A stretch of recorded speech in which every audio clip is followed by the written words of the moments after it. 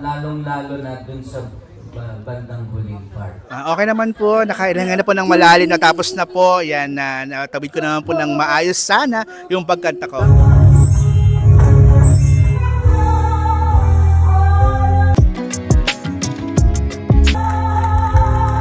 Gusto ko yung hina na part. Kasi kung sa bugahan naman, naibigay mo naman din. Medyo may kaba po, pero binigay ko naman po yung magagawa ko, yung best ko. Magaling din po kasi talaga yung kalaban ko. Yun na lang po inisip ko, enjoy lang yung performance para ma-overcome yung kaba.